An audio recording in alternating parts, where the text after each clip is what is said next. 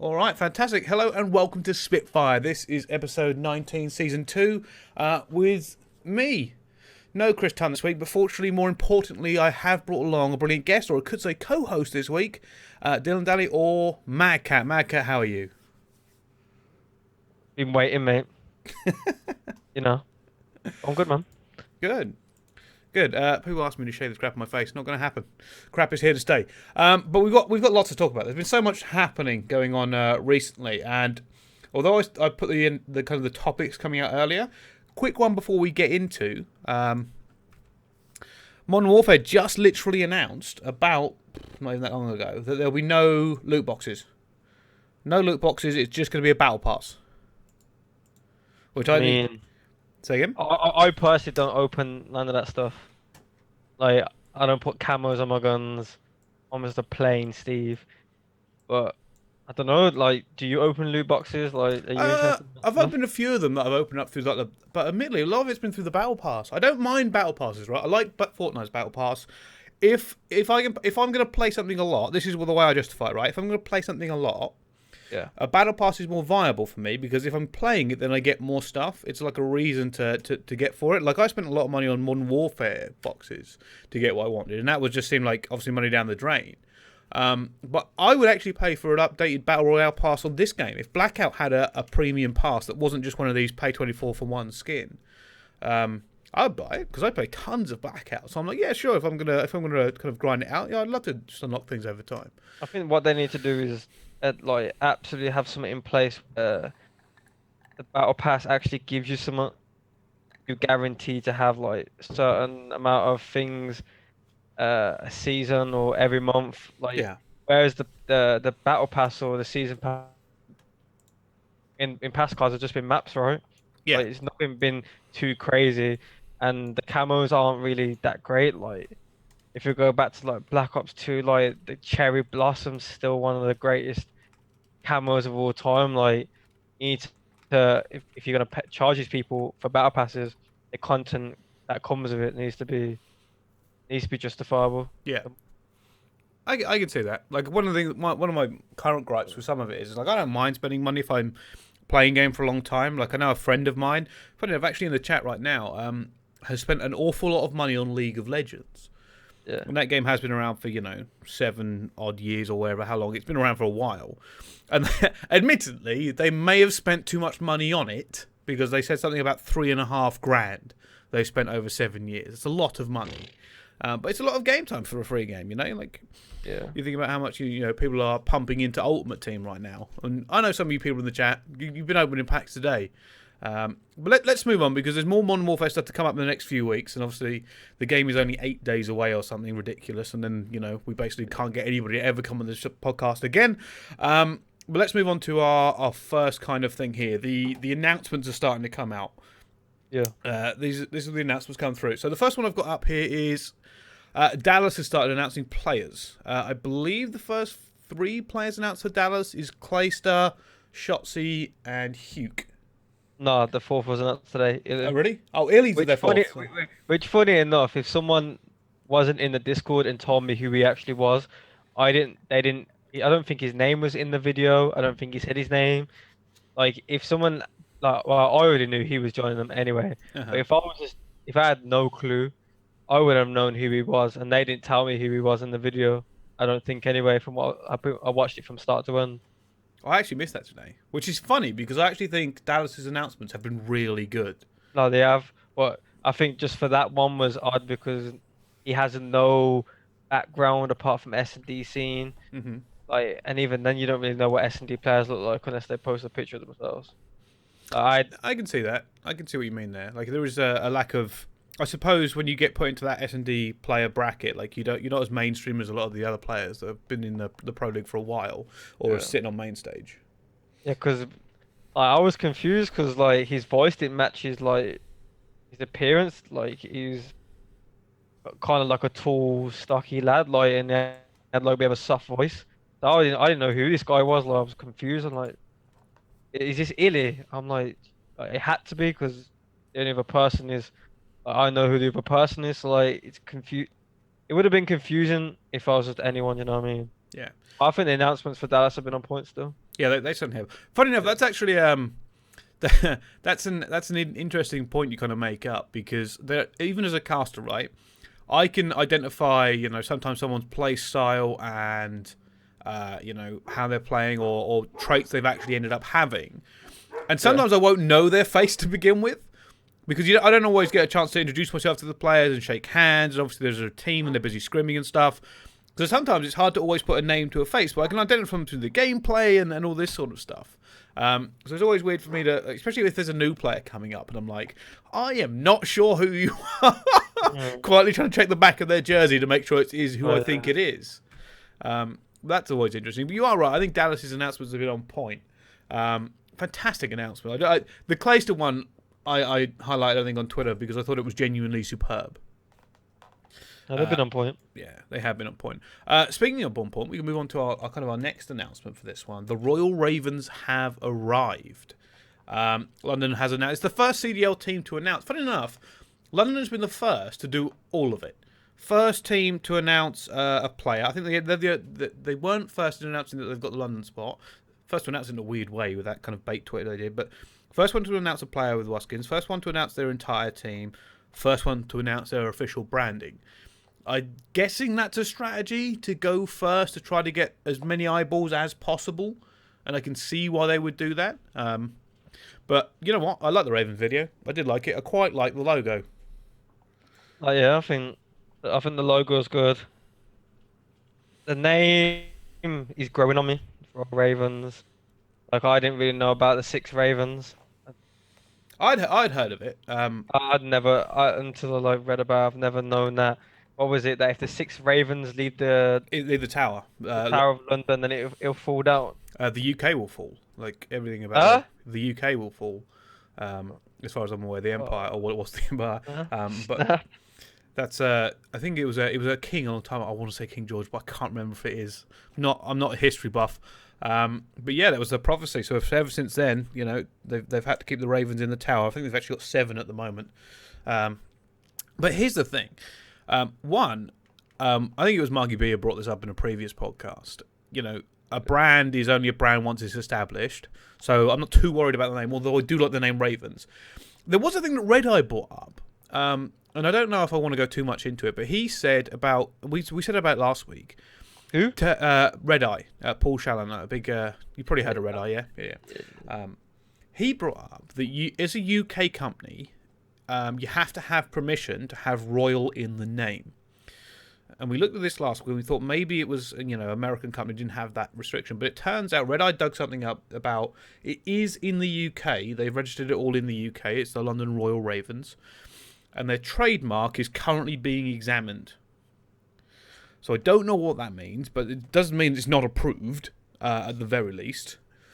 And I was I'm guessing, right, that they have it all in hand, and that's all going to go through okay. But it was an interesting point that I saw, and I was like, oh, okay, because you have to have permission to use Royal in the UK. I think I saw that on Twitter. You'd guess that entire people there have got, especially since they've released merch. Merch has already come out. So just in case, get it now. In case they do have to have a rebrand. But you'd think that'd be all kind of locked under key, right? Like you think they've got a very good chance of getting that. Oh, you got someone like OD at the forefront. He's British as well. He knows his stuff. I wouldn't be too worried about it, to be honest. But if it did happen, that would be very weird. Because they've already announced their stuff, right? Oh yeah, well they've already. You saw all the players wearing it. It's you can actually buy it right now. I think they're selling out of some of it. So like, you'd think it'll be locked down. I just thought it was an interesting point, kind of brought up. And obviously, I've not heard anything. That's crazy that's actually a thing that to trademark like a team name or something. Yeah. You have to have the permission of the royal family. Yeah. Is that what it is? You have to have the permission. Yeah. If you want to use the word royal, you have to have permission from the government or the royals or whatever it is. So ain't that important? Yeah. Well, it's interesting. Like I didn't even know. I'd heard something about it when I first heard it. But the thing is, I don't even mind just calling them the Ravens. I'm guessing during the year, a lot of people are just going to call them the Ravens. Casters that'll be the shorthand. Yeah, London Ravens. Yeah. Yeah, the Rolls is probably take the roll out. And it's still a good name. Yeah, so I don't think it's a problem. I think a lot of their stuff has ravens on it as well. The sixth raven thing is interesting because it's obviously for the crowd, the 5 players, and then the crowd will be the sixth raven.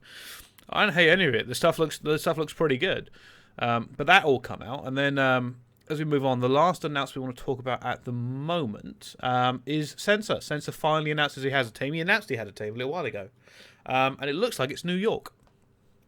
I mean, yeah. It's one of them because the New York team, solid team. I doubt I doubt they would be one of the teams that would really use their subs. I think they'll just be one of them teams that don't really look into their subs. They'll just have anyone on there just to fill them 2 spots. Um, Spencer being from New York helps his brand, I guess. And I mean, why not? You're gonna give someone a chance, and if you like you got a solid team like New York, like why like what you just pick up anyone because you're not really caring about them. You're not really looking to use them. So you might as well pick up someone like Censor that can work with the upper management and push stuff out, be it the home games, bringing a crowd at New York. You know what I'm saying? Like bring Yeah. something to the table other than just having someone sat there on the minimum, just playing Path to Pro. No, I agree. This is something we spoke about as well, right? I was speaking to Censor, I said I like Doug, but I don't think he was first team ready or first team candidate at this point. Nowhere, And nowhere near. yeah, Not even, no, not even absolutely even close. yeah, and then right now it's one of the things you can kind of go, well, you know what, I will actually take Doug because he does bring an awful lot to us. It's justifiable. It's the first year of a franchise. Franchises need every help they can get with their branding and getting like people behind them because at the moment you've got to think of it like this, bro. Like the Optic fan base is in the air. Oh yeah, A good portion of it is up in the air. So people need to justify where they want to go. And who's the next big face really of Call of Duty after if they don't go to with Scumper, they yeah. go with Doug. They go with it the next biggest thing. He might be the best, the next biggest like competitive player because that'll be like your Crim, your Clays, your Formals. Mhm. But he brings a YouTube presence which no one in Call of Duty brings at this point in time. Like Scum doesn't really do YouTube anymore, and apart from Yeah. Scum, there's no other player that does YouTube. Like he's bringing something that other people don't bring. So it's a smart move. It Mhm. is. As people want to get onto him saying his shit. It, He might be bad. He might yeah. honestly not even be able to shoot his gun straight with 2 bullets. But you You know, don't have to worry about that. And this is what uh, we said, right? Because remember, I'm not gonna lie to you, there was an episode where I was very critical of Doug for the way he was saying stuff to him. But I did say, I fully admit, I said, Doug, I fully believe you'll be on a sub spot this year. I said, you're too valuable for any brand to pass up. And I said to him, will you leave FaZe? He says, yes, I will. I will go to a franchise. I want to beat people out and go into it. And turns out that's New York. And I but don't. the one thing that will be interesting for myself, and I think it will say a lot about what if his Twitter videos were really genuine. Yeah. If he really pushes himself in the path to pro, because he will have to play in the path to pro. He never playing for that team. Let's put it out there. There's no one on that team I'd even say would come close to playing for. No, I agree with that. You are So, right. That's a really good so, point. so, so if he pushes his path to pro thing, he really is about what he's been saying in his videos. He championship player again. He wants to push for tournament wins. If he just sits there and pushes out bogus content, catfishing the fans for the whole year, then people can come at him how they want at that point. Yeah. Well, I think that's something people are interested to see, right? Because for someone who is extremely confident, does like to be in that spotlight. Doug does enjoy being out there and being a face. Yeah. He is technically in a position where he's slightly behind, and it is going to be fully on him how he deals with that in terms of like. He could bring a lot to the team just in drive and the fact that he's going to be hungry. Like, you're going to know Doug is like, this guy was shit this week in the league. Give me his spot. I'll be great next week. And that's always, if you're a player on that team, you're like, oh shit, I did have an off week. Doug is going to be at the door with the GM tomorrow saying, right, get me in. So that's the push them forward. But Doug has a few things he can bring, especially in a sub position, right? He's got the fact that he is a great content provider, and if he wants to, he could help the other team up their content. Don't know if he would want to, all the competitive stuff on YouTube. He's basically an inbuilt trainer as well. Let's be perfectly clear here. There's no way Doug's not going to give advice to his teammates if they want it. But I think New York and the fact that he has this can be a great position for him. That is a good asset to money to anyone at this point, especially this point in the franchise, especially when you need 2 subs and like a decent few of these teams aren't really going to be using their subs on the team, so you might as well. I don't know how much he's getting paid, but what's the minimum fee? Yeah, minimum 50. I imagine he's probably on a little bit more because he's on a bit more, but that's because of content. Like he's getting more than 50. That's purely because of content. That's because of the name he brings. He's just getting the minimum period because of who he is, and that's like I don't want to degrade him as a COD player, but he's no. This is only there for that. But if he can push himself in the path to pro and really show to people that he really is going to try and do this, then everyone's going to back him. Because at the end of the day, how can you hate on the guy? He's put in the groundwork to be in the position he is. Oh yeah, 100%. And I think, but then if he just sits there and be a content creator, then people are going to be on top of him because that could have gone to someone else. That could have gone to an AM. Yeah. To fund their life for the next year, and be able to actually commit fully into COD. Yeah. Oh, I think the thing is, like, realistically, they can get more AMs. They have still got space on the roster. So they could bring people in and still have them kind of play in and out and stuff. But you are right. I didn't really think of it like that. You've got 12 essentially new brands. You've got a couple of legacy brands, admittedly. Apparently, like, phases with Atlanta. Obviously, you've got Dallas, which is going to be like Envious' new franchise. You've got Toronto, which is Splice's. So, but apart from them, a lot of these are building up from the ground. Like, brand new. Doug can help you get eyeballs on your brand first. Because everybody's asking, right? Who's the new optic? And a lot of people think it's going to be where Scump's gone. But there is a chance now. You are right. There is a big green wall, and people want as many of those bricks as possible, because a lot of there is some negativity going on towards the LA optic spot. Yeah. So I'm curious. I'm very curious to see how it kind of goes with that going on. But let's move on now from Doug to. So I asked this question earlier, and I know me and you have spoken about this particular topic in the past. I asked about dietitians, nutritionists, and personal trainers, and all this sort of stuff for players. I mean, I don't know how many players are going to want to do it or are going to adapt for it. I imagine some people may be set in their ways, but I think when I tweeted out asking about, has anyone got any info? It was actually Hastro. We spoke about, Dallas.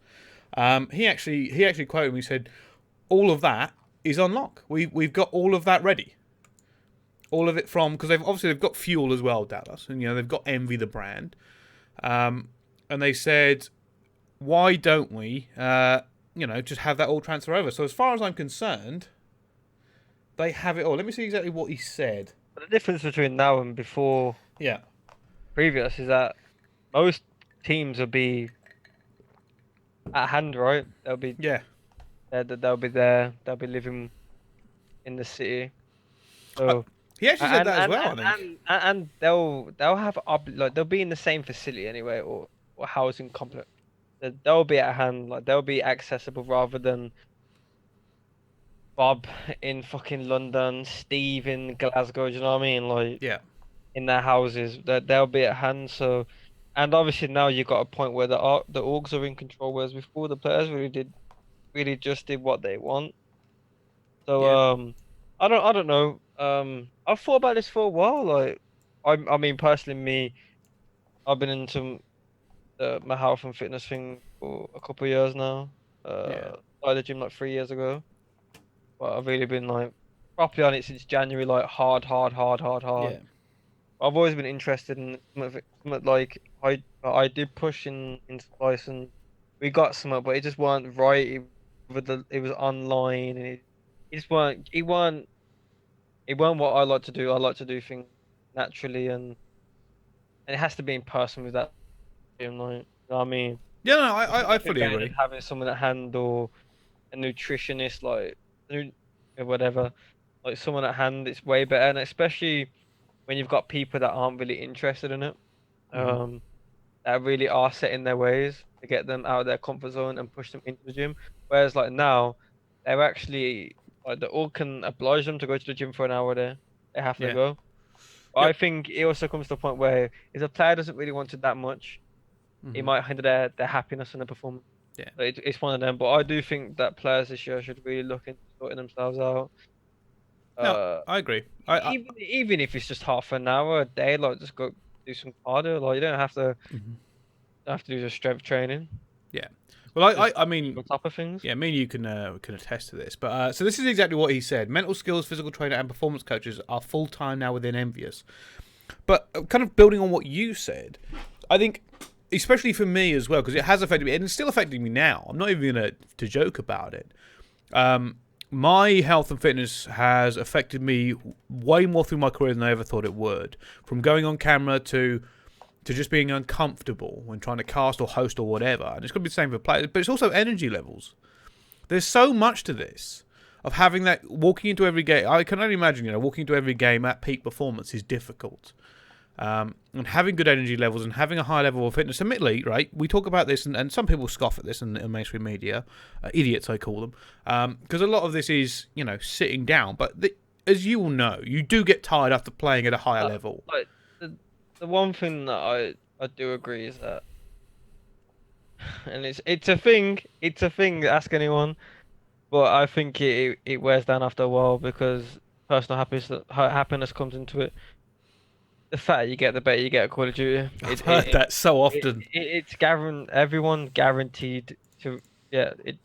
It's an almost guarantee, but then you gotta come to how long does that last? Because at some point you get to a point where you get to an age where you want the 16 like you want 18 like So 19-year-old that like really doesn't give a shit. You get to an age where like 20, 22, you start getting older, you start doing more things, you start really like going out in the world. And I mean, I won't name any names, but I remember going out in an event once and the one player couldn't come with us because he couldn't walk that far.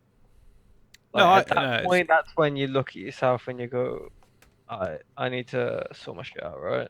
yeah. Well, we've all noticed Everyone it, gets right? a shock. Everyone gets a shock. Everyone's noticed the what we like to call the grind bump, which is where everybody gets a bit of a paunch because they've been grinding so much. Yeah. But I'm not fully convinced that that's saying the fatter the better you get is entirely accurate, because I think it's one of these cases of correlation does not mean causation, because that usually comes around, MadCat, when people are neglecting themselves to play more. And you get into this terrible routine, and I've seen it year on year, right? This is what will happen. Right, team, we need to get better. Let's start, grinding out scrims. Brilliant. So everybody ends up getting up at 5 p.m. They play till like 4 a.m. And of course, none of them are cooking for themselves. None of them are prepared for this sort of grind. So they're having takeaways, pizza, and junk food to get them through, and energy drinks to get them through this heavy scrim session for in terrible hours. Yeah. Right, and instead of saying, what, if we had a reasonable scrim session throughout the day, like a work day, and had breaks for food, and we had this opportunity to eat properly, and then time for ourselves, I fully believe you can get the same amount of practice as you do in those terrible scrim sessions. But that's not the way that pros have been doing it. Pros have been abusing their bodies. I think that the way it's been done is wrong, but you can't you can't you can't fault them because realistically it has been a grind. There has been Yeah, points over the years where you've had to do that. You've been forced to pro points. yeah. You've been forced to do like 20-hour shifts, like, and you gotta think like in terms of scrim practice, it is people's faults, but they're stuck in their ways from when people played and went to school, went college, went uni. Mm-hmm. Uh, we had to play at like 6 p.m. back in the day. You had to. You can't come up at 3 p.m. You're in school still. Do you know what I'm saying? Yeah.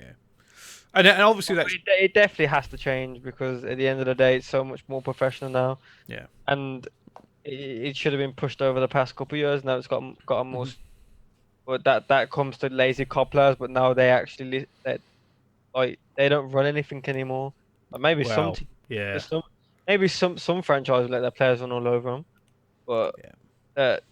uh, the main ones won't, and that's where you're gonna get your best scrims. So you're gonna have to follow suit to even get scrims at that point. I'm just hoping they've got the right professionals in to help players because there is a lot to do with health and fitness that is Yeah, but difficult to begin too with. much there's too much money being invested into not get the right people. Yeah, but you say that, but I've already, MadCat, you know as much as I do, right? Probably more than I do. That you're already hearing of comedy behind the scenes in terms that some people aren't ready or set up for these players yet. But that's what I tweeted the other day. Are you surprised they're not set up? How rushed this whole thing like being really? Like it has been rushed. Let's not put it out there. I mean, we still have time Yeah, you realistically, still but have time, but like you gotta think, what the league's supposed to start in January? Is it yes, January, 2 months still, two roughly, months? just Got under 2 Christmas months. coming up on New Year, so you're taking away half of the month there. Yeah, that's true. And obviously the game's coming out. Everyone's going to get into the first 2 week grind. Let's be honest here. Time in esports is not time in the real world. Yeah. You'd think they'd all be ready. Never I happened. was hoping everybody would be out by now because we should be going into Modern Warfare. The team should be announced. We'll be watching their scrims and finding out, who's decent and who has a meltdown. But it is. But here's another problem, right? Is imagine you were in an org right now and as a big main player, and they said, right, here's our dietitian, here's our personal trainer. We want you to get on this diet plan, and you're probably imagine you didn't work out like you now do, and he's going, right, get onto this. The first few weeks of any new diet plan, any new training program, or even just cutting down caffeine Done for. is an absolute night. It took me 3 months to bring my caffeine levels back down to a reasonable level, and and I've gone back up now. I take too much. I take pre-workout and a Monster a day. What? Yeah, See, that's too much. That's way too much. to be honest, until my pre-workout ran out last week, I normally wake up, have a coffee, take a pre-work to the gym with me, and that's like in a space of like an hour. Yeah. I'm absolute cracked when it comes to like the end of the session when I hit cardio. Cracked. Yeah. But that's not healthy. I know when I reduce my caffeine back down, which I have been, I've only had pre-workout a day.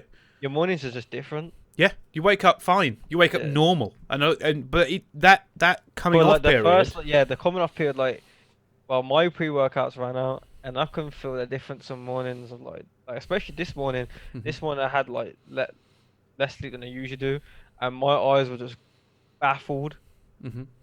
But yeah, players. I urge anyone listening, and I've had people come to me, a couple of players come to me and about the gym and that, and they want to sort themselves out because it's getting to a point where players aren't just broke anymore. Like players aren't just broken, just living off bullshit.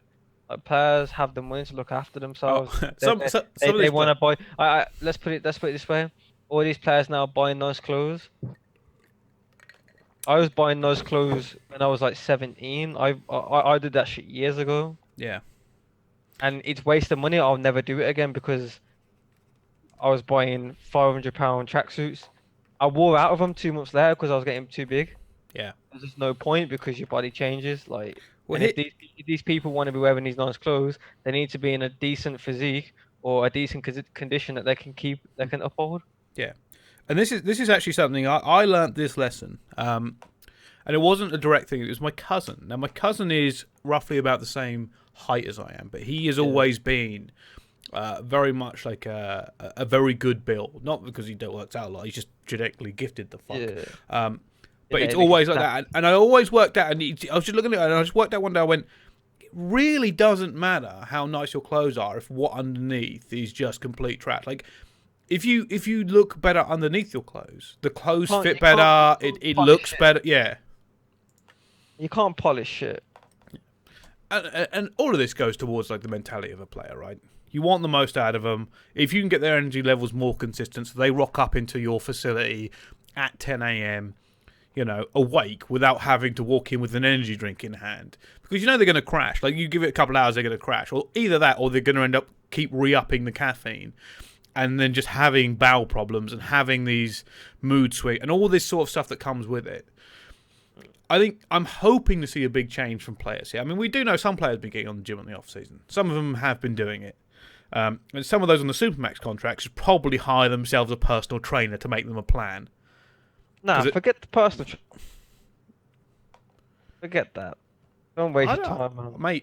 Mate, if some of these are on, $500,000 a Nah, year. man. Like, well, I'm sure the orgs will probably sort that out for them. Yeah, if that's true. they really want to, but I mean, like at this point, like just be willing to put yourself out your comfort zone. If you need tips on that, then fair enough, get someone to help you. But I mean, at the point, you don't need a personal trainer to go on the fucking running machine, do you? No, you already don't. I mean, some people it might help, but I think there are people out there that eventually you usually see the same few pros walk into the gym. It's always the same people walking into the gym, and they're trying to take care of themselves. I know I'm trying to take care of myself, but I massively overreach, so let's ignore that and move forward.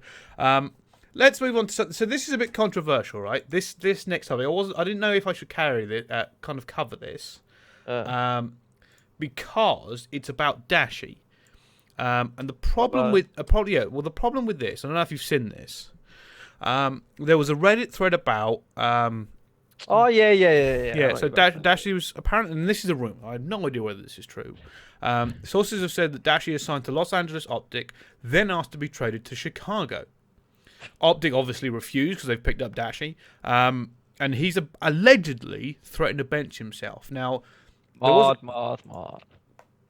It's one of these, and someone said on Reddit, this was their guess, something about the fact that he signed to Optic thinking he's going to still be with Scump and all these other players, and then they've left to go to Chicago, and he's gone, oh shit, I don't want to be on this team anymore, because obviously Optic are looking to the future, and people are thinking, well, maybe we don't like Optic anymore because it's not Hector's Optic, and he's thought, oh crap, I'm now not in a great situation. But I don't know, what do you think of this? Because this is the first bit of drama we've even heard before the season started.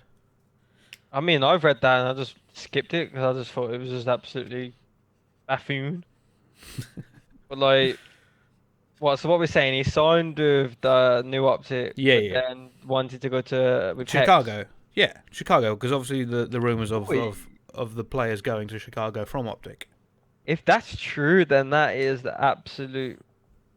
Has he just signed out of this rush, or because he had a decent number, or it's something changed within his relationship with people? Because am I right in saying that him and TJ told Scum they didn't want to play with Krim? I remember hearing that. That was one of the rumours that come out, because a lot of this has been Krim and Damon, or just Krim? I think it was Krim. It was Krim. But I'm not 100% sure. Like I said, a lot of this was rumours. Nobody really knew what come out of it. There was just a lot of rumours floating about from what's the hidden story behind not wanting to play with Krim? Fair enough, he had a very rough season last year. Yeah, he did. Yeah. But you had Krim winning ICR. That ICR was not that good. And you don't put someone like Krim. Krim's never the player to take you to. I always say there's players that take you to the win, and some players that win you it. Yeah. Krim will win you the game. Krim in the past has been the player that will take you to the win. But he's back then he was a player that would do both. He would just carry you to the win. But as time gets on, he would give you the win, not take you to the win. Yeah. And the ICR was never a gun that could win you the game. It could help you take you to the win. It was never an impact gun. I think it's so curious that this is already happening, because it's baffling. If it is happening, if any of these rumors are true, right? That is the first hiccup, and obviously somebody in Optic has gone, no, we've got you now, Dashy, and obviously Dashy is probably one of the higher kind of players, or at least in rankings, that people are like, well, we want to keep hold of him. Curious to see what happens if he benches himself, because they can just hold him to a contract, and probably in that contract somewhere is what if they, don't do as they're told, or do breach themselves of a breach of contract. They could probably just keep him on the bench for cheaper. Or they might just pay to keep him there and just say, right, well, you can just rot for a year, and we'll trade you at the end for some money, or we'll do whatever. And I imagine Dashy will come round. Because he'll probably come round, but he's probably on a super duper max. Yeah. I'm assuming they'll probably work around whatever issue he has, but ultimately, boy, that is a sticky situation to be in, isn't it? It certainly, none of this looks good on Dashy is the problem. Like if you look at this in future org prospects when he gets traded, if any of this is true and he does sit on the bench and he has benched himself, his future prospects are obviously going to be worse. And if you're the optic management, obviously you're going, oh crap, it's not easy to replace a player like Dashy. Yeah. But it's already, like I said, that kind of drama this early on, before you even know who your teammates are, is a little bit crazy. It's a little bit too soon to have that kind of reaction. I don't know. This is all subjective, so I don't want to probably spend too much time on it. But it's just worth kind of brought this. Apparently, someone said he did this on E6 in World War Two. Yeah, but that's different. World War Two was still the Wild West. World War Two was not like it is now. When we're talking franchises and lawyers, that was still an era where it was just like every man from South. Yeah. Like, we're at a point where this is like you need to stop acting up and just be professional. And he signed the con. He knew what he was doing when he signed. yeah. And then like what? I'm probably right in saying that so much changed with his relationship with Krim. You should have thought that before you signed with the contract, right? Like, Yeah. you didn't want to play with Krim because X, Y, and Z says this, X, Y, says that. Forget what X, Y, and Z said. Like, go off your own thoughts, your own initiative. Yeah, well, you should have right now. Here's the thing: there's more people involved. Like, there's going to be a lawyer on the side of the franchise now, and a proper. Look lawyer. at the number you just signed for. Yeah. Is he serious? Is she not a joke? Yeah, agent's not going to be happy. Hopefully, he's getting good advice from his agent now, and be like, "Yeah, we need to squash this shit," and because of your contracts and whatever, and they want their money and everything going on. Yeah. But it's not good to be the first nail to stick out in this situation going into the league, because as soon as he starts playing now, people are going to be looking at him going, is he happy? Are the team's problems him or the chemistry involved? Yeah. It's automatically going to be one of the questions asked. And it will be. It will now be something that happens in the next 6 months. If they have a bad game or a bad team, people will now be looking at it for that excuse. Well, we'll find out. Obviously, like I said, it could all be rubbish. Let's move on then, Dil, to what is going to be probably my most fun part. We're going to take a trip down memory lane, because obviously you've been around for a long time. Now, any of these stories we can kind of sideswipe, because I know some of them involve people still involved in the scene, and some of them obviously probably don't want to be aired. But you've been around for such a long time. I think the first time I was aware of you was Western Wolves, if I'm right. Yeah. EGR5, Yeah. And that was my second event. I've seen you on main stage. Was that a team with Mac and Toby, and I can't remember the fourth. Black, yeah. And Black. And that's how you kind of got brought in. And that was, if I remember correctly, at the time, a pretty big signing for them to bring you in. Because you went to your first few events, and didn't you either play spectacularly well or win them? Your first few events. I remember you having this crazy record. 12th, 6th, second, first. Which is quite the come up, right? Like it certainly kind of elevates you here, but it's not bad. It's quicker than most, right? Yeah, it is, because obviously you going with Mac and Toby, and this is for anybody listening or watching. Very big names back in like the Modern Warfare 3 days, Black Ops, the original. They were some of the original goats from Europe. And MadCat was you were the young gun coming in. They kind of picked you up and essentially taught you the ropes, I want to say. What?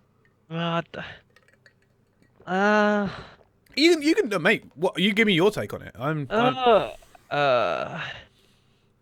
I think skill-wise, hell no. Fair enough. I probably had more skill than the whole team put together. Right. Toby especially taught me the tournament ways, how to approach a tournament, how to like even before online approach like and get ready for a tournament, how to approach a tournament at their tournament itself, and just enjoy it really. I was just there to enjoy it and just kill everyone, to be honest, because that was back when like Mod 3 was just a slow game. The ARs just post up and killed everything, and that's what I was there to do. And but yeah, man, probably my best teammate of all time, Toby. He did a thing. I remember the first event. He did a thing. if I got over 30 kills in a map, Yeah. it buy me dominoes. And if I remember correctly, he owed me 5 dominoes in the first couple games. Well, I mean, that goes against everything we spoke about health and fitness for an event. But Yeah, Jesus, that's a hell of a motivation, right? yeah, Especially back in like those a days. 15-year-old. Yeah. That's it. But I always thought that was like super interesting, kind of come through, because it wasn't long after you kind of started making scenes. Like some of the runs of teams you had in Europe, especially, at that point you've always been at the top or around the top for a long, long time in Europe.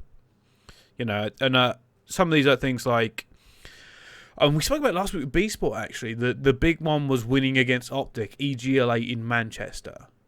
Yeah. And that's when you played for TCM, and it was you, B Sport, Josh, Rich, and Flux, who I actually spoke to the other day. But that was kind of surreal, right? You speak to Rich or Flux? Flux. I spoke to Flux the other day. Okay. I know he's been about playing like casually like. He was actually playing Apex with Nick Ward, Prof Excellence. Oh, bro. Apex. But that was an interesting event, because that was, for a long time, one of the only things Europe could say is, well, we actually won what was considered at the time a major.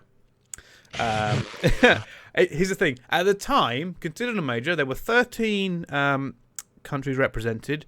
There were a lot of teams there. Maybe somewhere close to The 100. only thing that makes it questionable is the prize pool, but you need to think like we didn't have no infrastructure to put up prize pools over here.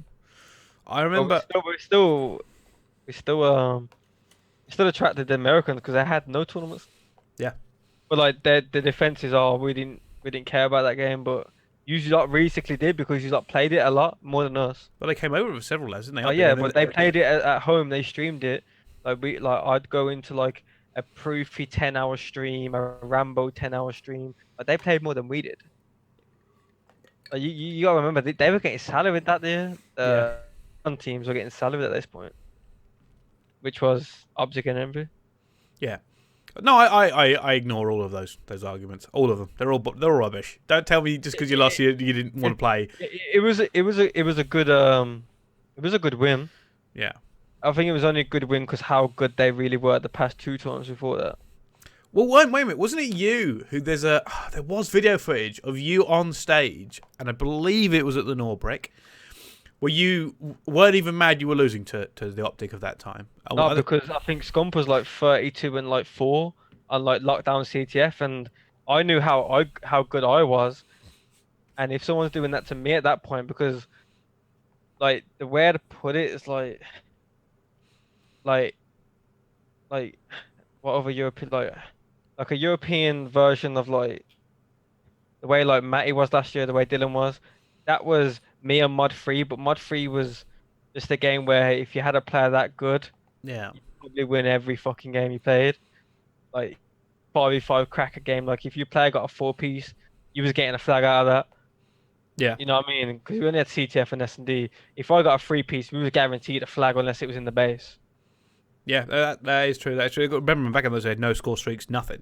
Yeah, so like the kills are everything, and like the way he was doing that to us, I was just baffled because no one had ever done this to me in the game. I was confused how someone top catwalk on lockdown killed all 4 of us every time, and even down to me, even if I was the third person getting clapped, it was me. Like, do you know what I mean? Like, and I was confused.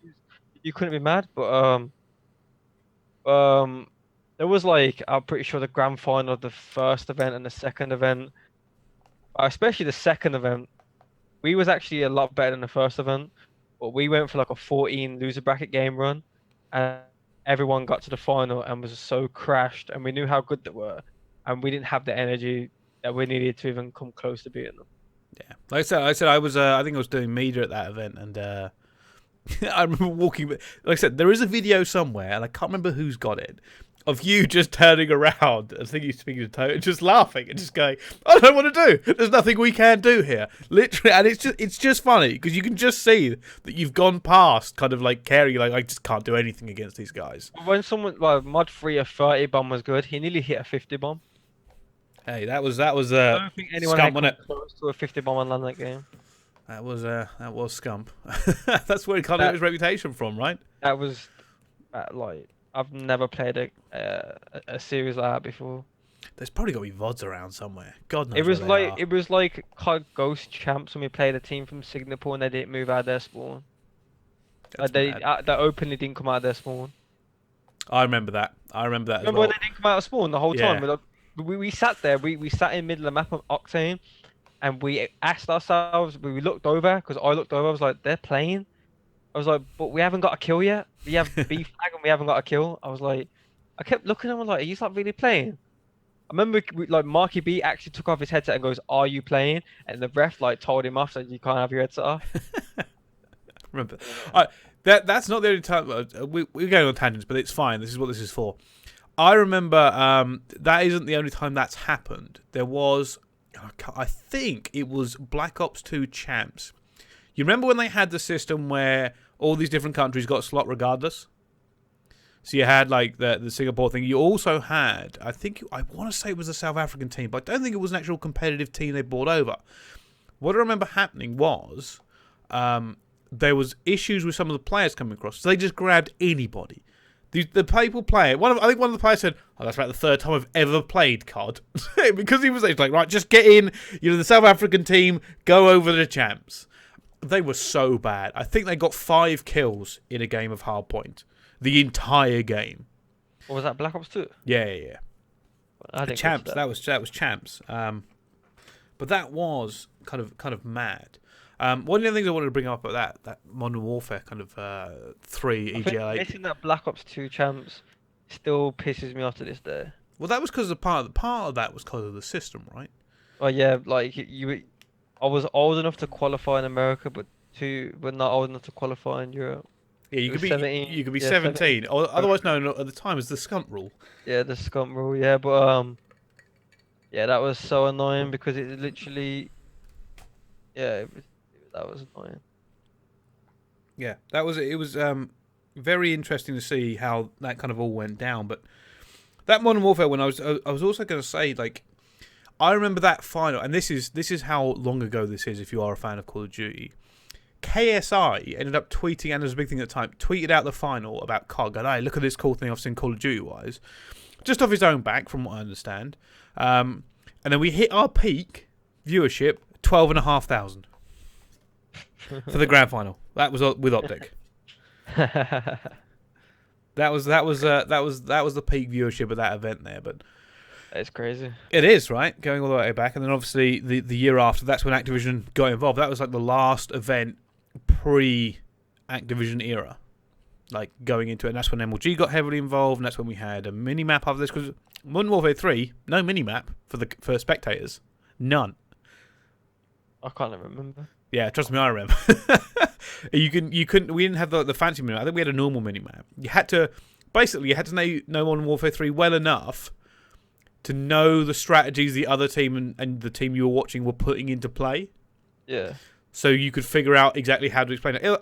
Except after that, it was play by play, because you couldn't guess what was going on. You could only kind of go, well, hypothetically, they should be pushing this angle and getting this cut, but we have no idea if that's actually happening. And if we want to go onto the other team, you have to go into the start screen, change team, and then go back in. I remember that mod 3 had no land lobbies. Yeah.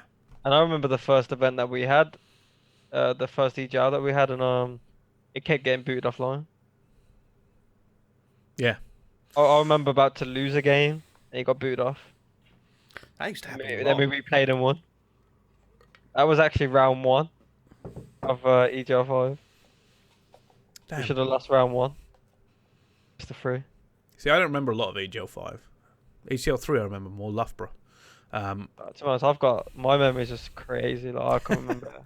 I can remember my first series, what maps we played and modes. My memory's just crazy. Let's move forward.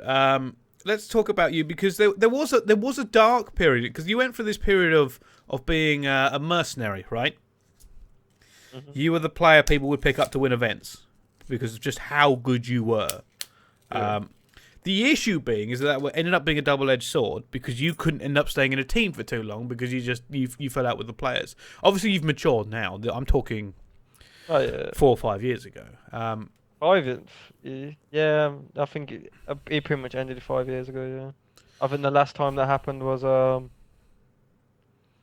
TCM Ghost Champs, right? Yeah. Yeah. Because you fell out with Marky B in a big way publicly. Several times, right? This obviously happened a few times. You didn't, and obviously I was there for some of it. It happened on stream, right? There is a video, I believe, of you. I don't think there's a video anymore. It Well, was on. I know who's got it. Okay. I know who recorded that video and who put it out. And I'm sure some people have seen it. It's you and because this, if I remember correctly, this is the context of this one. After all this happening, there was a point in time that no matter how good you were, you couldn't find a team that were willing to kind of bring you in for this specific tournament. Right? Which one? This was an I series. This is where the public Marky B blowout went up, and this is after you teamed with Marky. This is after teaming with Marky. So the context of that happening was I left that TCM team. Yeah. And then well, I would only stay. Yeah, I pretty much told them two people had to go, and I just weren't playing. And then the only team at this point in time I would play for, or even consider playing for, was Epsilon. Yeah, I remember. And then they got Josh, which meant I had to either wait for TCM to start beating them, which never came, or just keep doing my own thing. And at that point, I didn't really mind. I was picking up for American teams. I guess the time was a bit different. If the timing was different and it was how much money is in there now, I would have ended up on an American team. But I just had to pick up for. I mean, I picked up for TK. People forget that, by the way. People forget you did that. If I remember correctly, you played pretty well. I mean, yeah, fucking. Mate, I was clapping. You went over to their main. You were their main ace AR, right?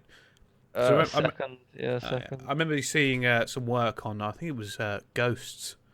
I want to say Freight. Freight domination against Formal. Yeah. I was absolutely clapping. It was the first map I played. But yeah, played with them. Then I got elevated into the league. Which ended in when I left that team, because I had to come back home. Slasher ended up joining that team, and that's where Slasher came through. Like I said, it's so much history with this. But go on, we're talking about the Marky B thing. But yeah, what was we saying about Marky B thing? Oh yeah, Mark's just hard to handle sometimes, man, and especially how I was back then. I had no chill, zero regard for anyone, and there's what's the word? No patience. No. And I think with Mark you have to have patience, especially playing with him. Well, it's funny because I had none of that, and also I knew I was the best player on the team. Yeah. But I acted that way as well, which was quite bad. Yeah, like I said, it was a while ago. That was Ghost. But here's the thing, right? If I remember correctly, me and you and the rest of the TCM team, we went to the Envious house. For the pre-LAN, and obviously you and Marky had a blowout at one point, but you weren't the only. But in that kind of like high pressure environment, walking into champs next week, you weren't the only players to do it. If I'm correct, Team Envious also had a blowout. Rambo, Ray, and Studdy went at each other, right? Yeah. So like, it wasn't like it was super uncommon. No, like the one thing that, and it's always been the same way about me. Even the situation that happened with Millennium on Black Ops 3, like, regardless of how I feel about a team, I still put in every ounce of passion, same gameplay, everything. Like, it goes out the window as soon as that tournament starts. Whether that happens for the other player, that's on them. I know that regardless of what happens or how I feel about the team, if I don't like anyone there, you'll still get the same me. You'll still get the same passion, comms, gameplay. Like, that's always been me. But that one was, I just didn't like the team. I just hated the environment. Didn't like it. Yeah. No, I get that. I like I said, back in those days, but also it's one of the things we've talked about on this before, right? There is no pressure valve for you to release anywhere else because it's just you and those 4 guys now. But that's it. You can't really talk to anyone. Anyone you talk to is either a rival, in a different team, and they're just going to talk shit, or your teammates. There's nobody else. There's no structure. There was nothing. Yeah. You know, a lot of the time, your org owner and that'll be it. You have your org owner, and they could be anybody. You know, there's no prerequisite for being an org owner. You know, just some guy with a bit of cash to throw around. But you ended up having that public spat with Marky B. And that happened.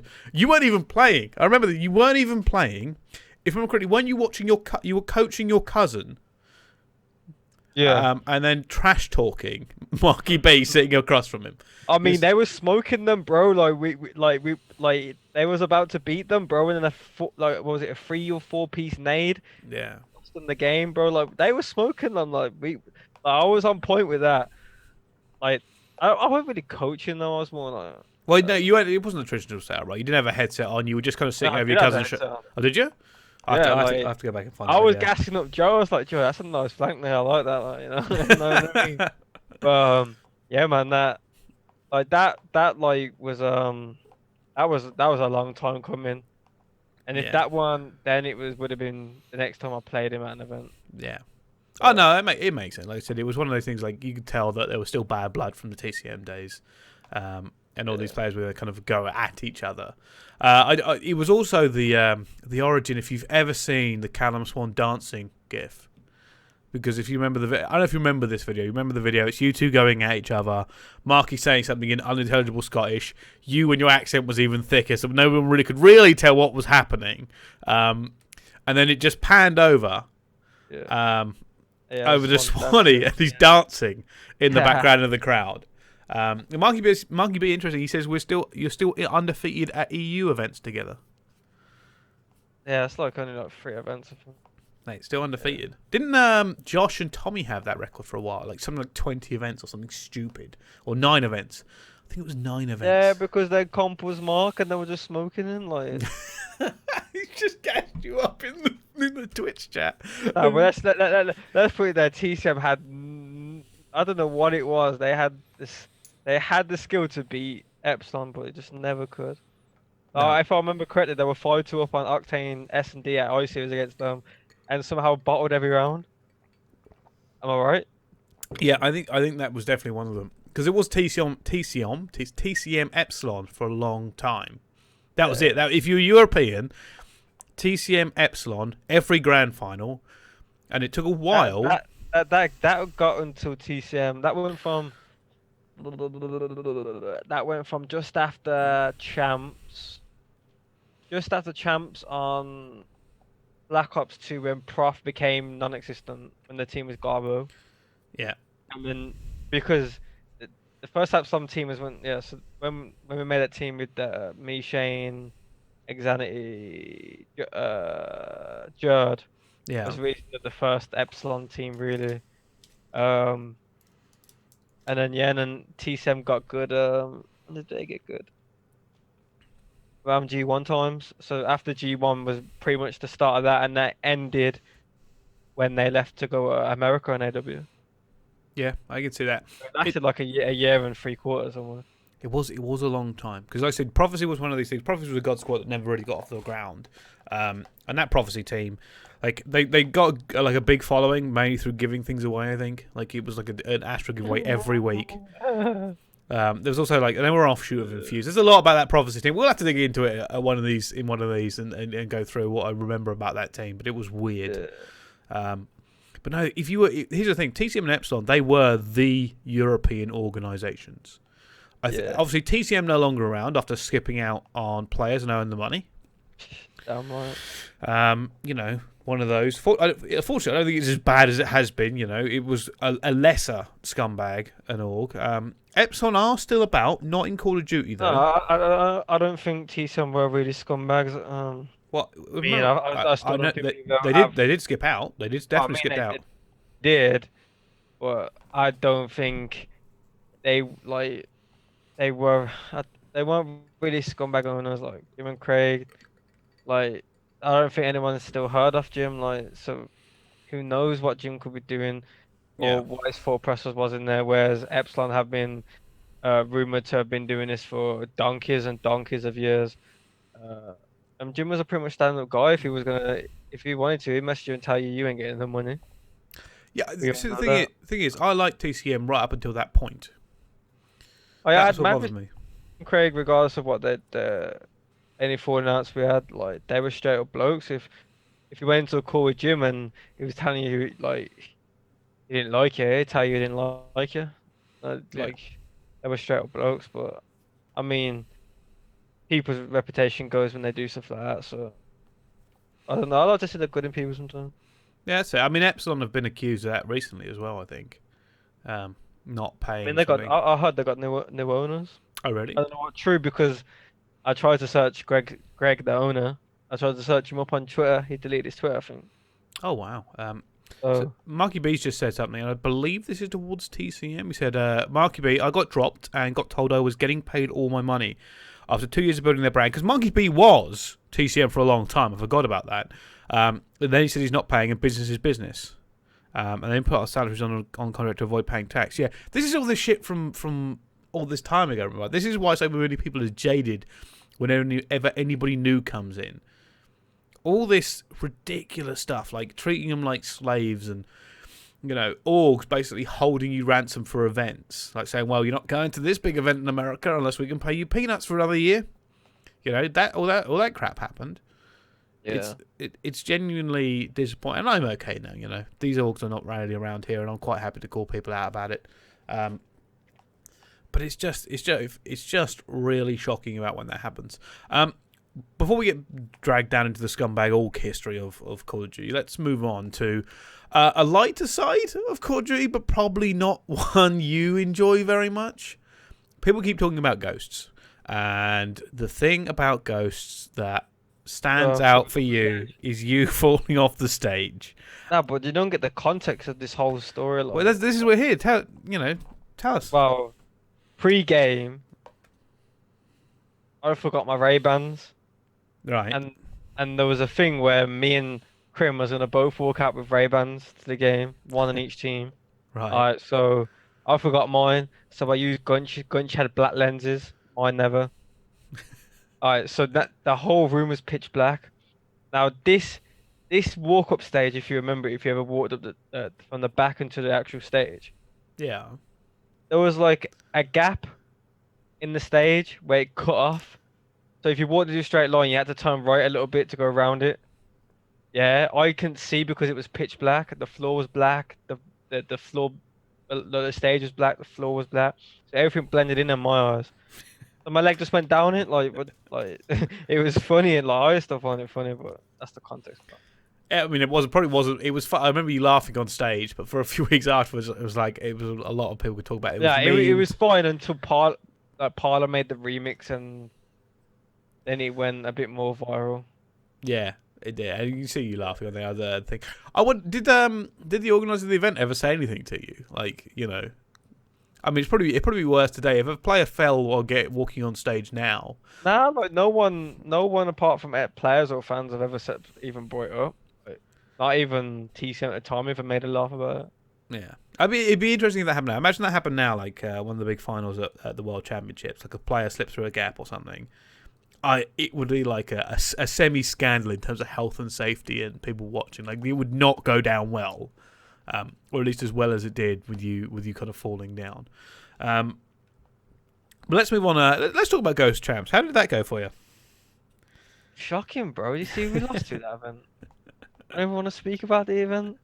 You see, we lost to that event. Yeah, that's what I'm asking you. That was my first chat. I waited how many years?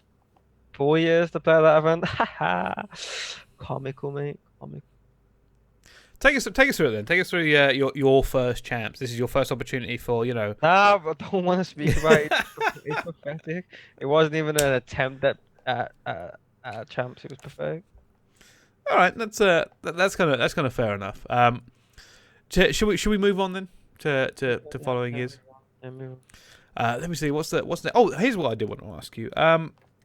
The team with Xanity and Shane, and Jerd. What was that called? Was that Cloud9 back then, or it was something along those lines? Nah, like so the Cloud one was just the name I made up on the day. Right. Yes. Yeah, that was with Josh instead of Jerd. Right. and then we played Jerd 3 times that event, Uh-huh. clapped him.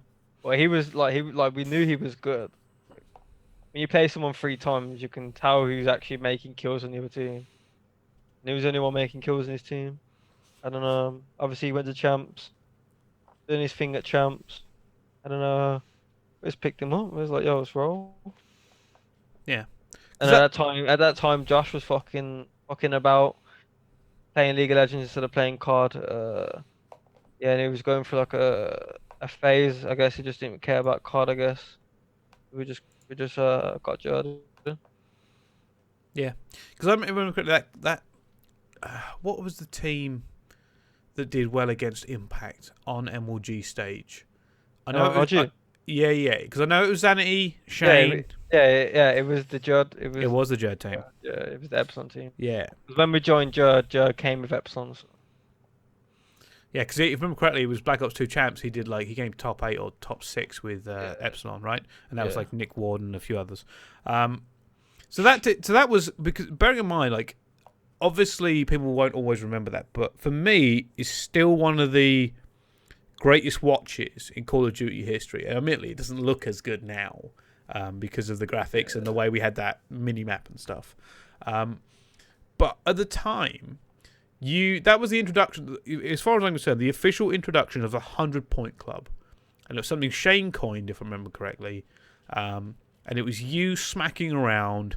I think they were Farico at that event. Farico Impact. No, it was just Impact. Oh, it was just Impact.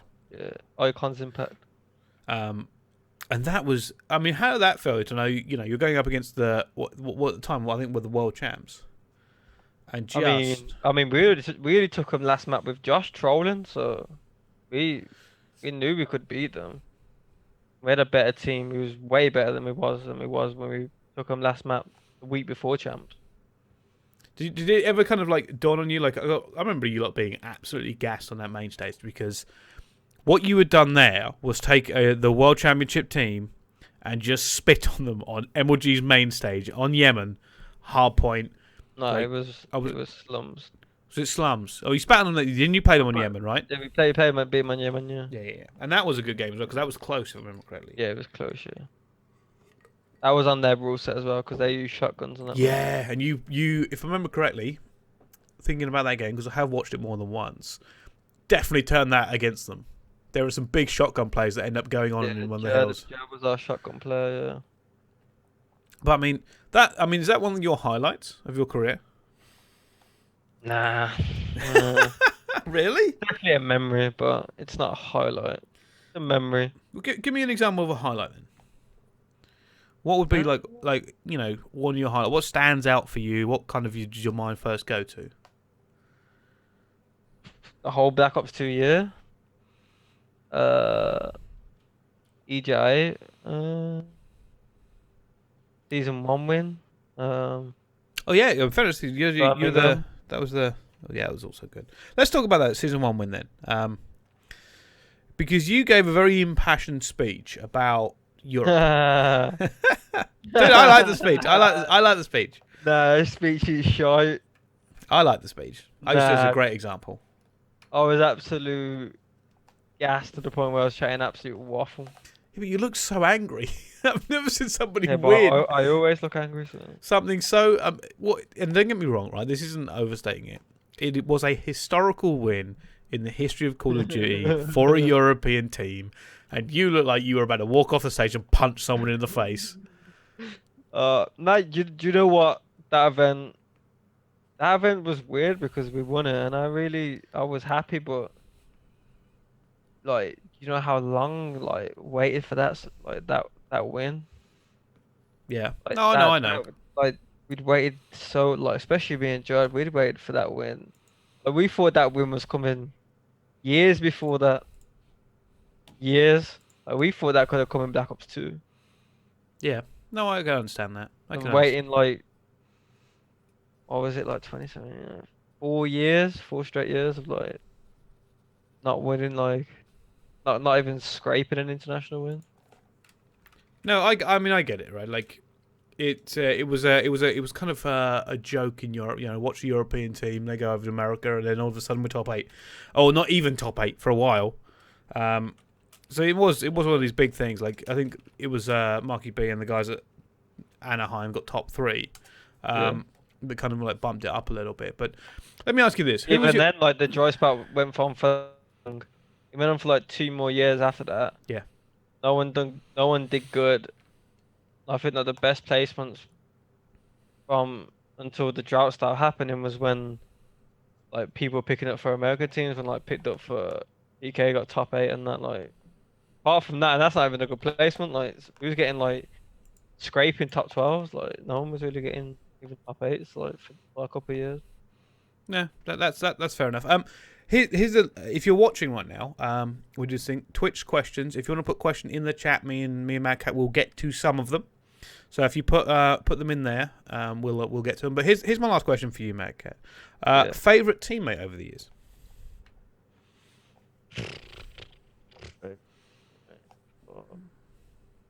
You can name more than one if it's difficult. Well, why are we categorizing it? Because there's players that like I've enjoyed them. I tell you what, you categorize it however you not want. So much their gameplay. All right. Well, you can pick more than one. You can pick more than one. You tell me how. You tell me kind of how you want to break it down. A few teammates, and I'll say what. Swan. Swan always didn't see eye to eye on the field and that. But the best thing about Swan is you know what you're getting out of that guy. You're getting 150% every day, every year, every night, every match. You're getting what he's got in him at that specific moment. And that is just one trait many people don't have. Like, no, I can see that. I have someone come into every game with the same passion. You guaranteed something from a player, and that's a lot of players don't have that anymore. No, I can say I think you're right there. I'm sluggish, man. I've just had to pee, or they go to the event. I have a net this morning. You know what I mean?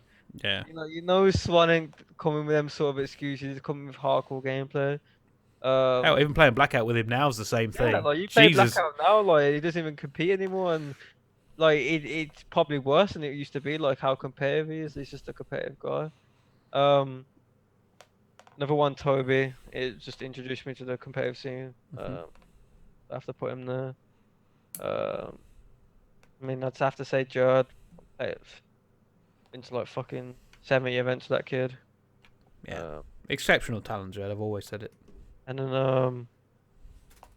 I don't know.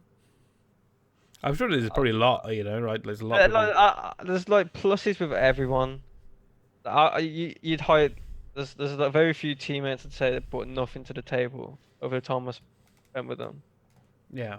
But everyone, man, everyone's really good at heart in the scene. Everyone's good lads, man. So. Yeah, fair enough. All right. Well, I'm not going to ask you worst teammate, because a lot of people don't want to ask. Oh, worst teammate. Well, if you want to go for it, mate, go for it. Has to be Mark. It has to be. I've never argued with teammates so much in my life. Marky B worst teammate. All right. Well, a lot of times. Yeah, but that was like on me as well. So, but we're just putting it out there that, like, it wasn't on Mark. Like, it was just like the worst encounter I've had with a player. All right, fair enough. Like I said, sometimes people won't air that out, but I'm glad. I thought, you know what, MadCat may want to just bring this one to the fore. All right, let's move on to questions from the chat, and I think all of these are pretty much nailed towards you. This one maybe not. Do you think we'll be able to watch scrims or any competitive gameplay from team before the league starts? Maybe at the start. Yeah, I think a lot of that shit will get locked up, right? Yeah. No, not really. Yeah, I think teams are going to keep scrims to an absolute minimum. Absolute minimum. They don't want to give anything away going into this, and right. I think no way a coach or owner is going to be like, all right, why are they playing on thing? We don't need them to do that. They can play on their off time. They can play, eights or whatever they want to play, or BR modes or something. Yeah. So yeah. Everything good with the wraps. Yeah. Who do you think is the best player in EU currently? The best EU player, I'll put that as. Best EU player at the moment. Yeah. Matty O'Deal. Yeah, that's fair. I think that'd be a lot of people's first place to go to. Interesting to see how they transition into the new year. I know Dylan had a big come up last year as well, but we'll see. I think just how COD naturally is, it'd be easier for Matt to transition to a different game than it would Deal, just because how COD is like, you know what I mean, like. The experience Matt's got. I still think it'd be cool, but it would be harder for him to transition than Matt would, just because of the nature of the role he played. Yeah. All right, that's fair enough. I think that's fair. MadCat, are you planning on playing Path to Pro? Yeah. Oh my god. Say again? Maybe I'll put an announcement soon. Maybe. Oh, okay. I think a lot of these are next as kind of the same thing. One's asked, do you see yourself being involved in a franchise this year, but not as a player? I'm guessing a lot of this answer is going to be you're going to have an announcement soon, right? Yes. Yeah. So the next question is what you can do. What's next for you as a pro? Here's a good one. In Random's opinion, teams are going to dominate are EU teams going to dominate Path to Pro, considering how much better European AM teams are in comparison to North America ones? And I think that's an interesting topic. Yeah, agreed. I think the European teams will dominate Path to Pro. It seems Not to be dominate, but there'll be a lot more European teams in the top echelon of the Path to Pro rather than the American. I wonder Most American teams are in the league or subs that most of them will be locked up and won't be able to play it or be pro. Yeah. I wonder if eventually we'll see like a big influx of European players into the league, just because of like the turnover and stuff. Because you are right, there seem to be a lot of European AMs that are kind of at the top at the moment, especially not in at the moment. Here's one. What's your biggest regret over your course of your career so far? Letting Ben Bance run the shots, boys. What the? Oh, bro.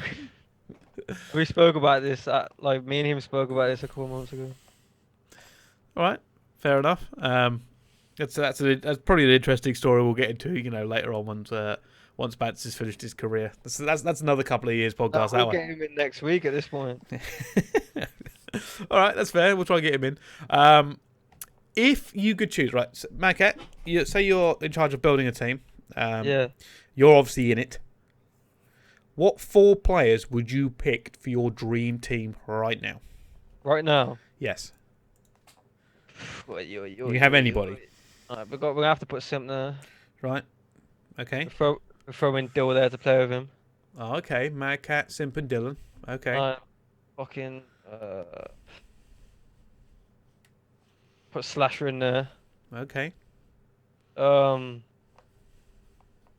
many is that? 4. Mm-hmm. Fuck it, we need some vibes. Throw Matt in there. Oh wow, interesting team. We don't even need. Fuck the vibes. He's bringing gameplay as well. So fuck it.